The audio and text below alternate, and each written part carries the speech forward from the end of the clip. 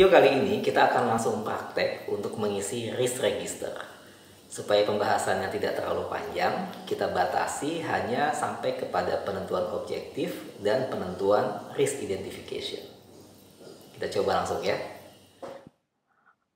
Oke, langkah pertama dalam membuat risk register adalah kita mengisi dulu kolom objektif dengan goal departemen tersebut. Kemudian goal ini kita bagi menjadi beberapa kategori, masuk cost, time, quality, dan function. Selanjutnya untuk bagian risk identification, tentu saja kita harus menentukan sebab, risiko, dan dampak. Untuk sebab disebut sebagai risk cause, untuk risiko risk event, dan untuk dampak risk impact. Nah, untuk memudahkan kita menentukan sebab atau risk cause, kita perlu melihat sebab ini dari beberapa kategori atau sudut pandang. Maka kita isi di kolom risk cause kategori. Seperti kita tahu, kita bisa lihat dari sisi man, machine, material, method, maupun environment. Sekarang mari kita bahas satu persatu objektif dari Departemen Logistik ini. Kita lihat objektif pertama ya, yaitu delivery on schedule 100%. Dari namanya saja kita bisa lihat bahwa variabel yang diukurnya itu tentu berhubungan dengan waktu. Ya, makanya objektif kategorinya adalah time. Selanjutnya kita lanjut ke risk identification. Nah, untuk risk cause kategori, kita cari faktor yang dominan mempengaruhi pencapaian delivery on schedule ini. Dalam hal ini tentu salah satunya adalah faktor manusia. Dan kita akan coba lihat manusia dari sisi kualifikasinya.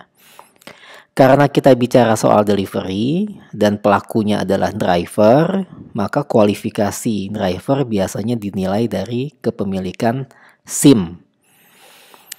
Nah, berarti kita akan cari tahu faktor-faktor penyebab dari sebuah risiko yang ada hubungannya dengan SIM. Misalkan dalam hal ini SIM habis masa berlakunya dan tidak diperpanjang lagi oleh si driver. Nah, akibat sebab ini maka akan muncul risk, muncul risiko. Yaitu apa? Ya kalau SIM-nya habis, kemungkinan kan si driver ini bisa ditilang oleh polisi. Dan akhirnya STNK mobil ditahan. Nah, akibat dari risiko ini, maka schedule delivery menjadi terganggu. Karena STNK mobil ditahan, ya berarti kan armada pengirimannya menjadi berkurang. Nah, dari sini kita bisa lihat risk impact atau akibat yang dihasilkan oleh risiko ditilangnya driver oleh polisi itu ternyata berkorelasi positif dengan objektif dari departemen kita, yaitu apa?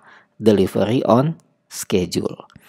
Dari sini kita bisa katakan bahwa risk driver ditilang polisi itu adalah merupakan satu risiko yang penting untuk dikontrol. Karena risiko ini memiliki dampak langsung terhadap pencapaian objektif.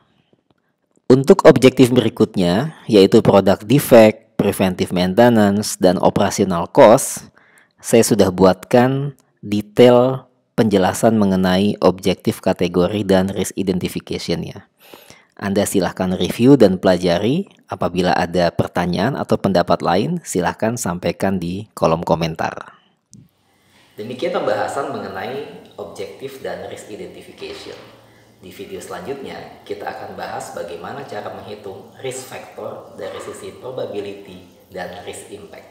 Sampai jumpa!